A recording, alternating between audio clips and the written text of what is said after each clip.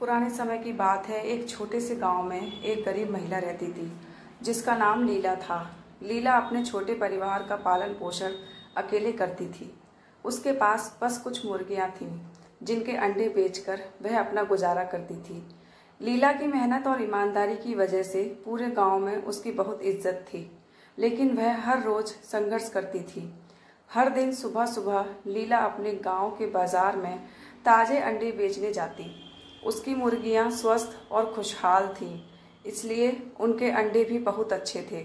गांव के लोग उसके अंडे बहुत पसंद करते थे, मगर लीला को हमेशा बड़ा सपना था। वह चाहती थी कि उसके बच्चे अच्छी पढ़ाई करें और उनका भविष्य उज्जवल हो। एक दिन बाजार में लीला की मुलाकात एक पुराने जादूगर से हुई।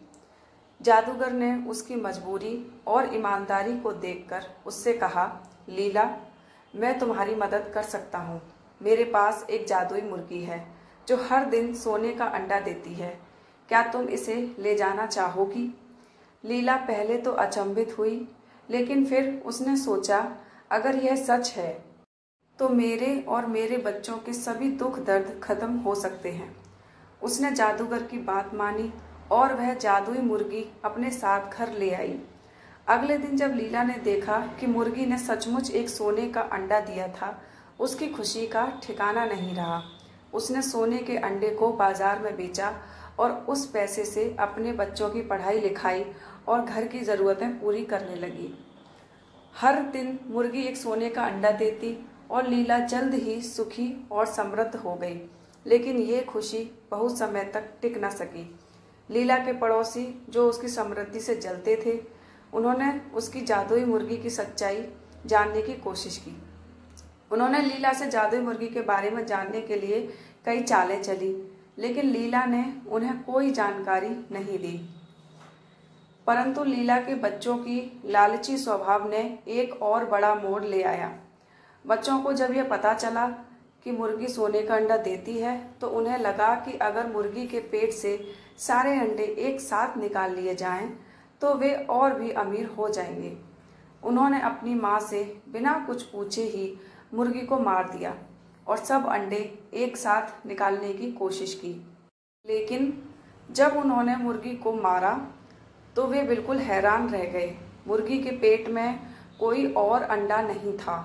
बच्चों की इस बेवकूफ़ी से लीला का सपना फिर से चूर हो गया।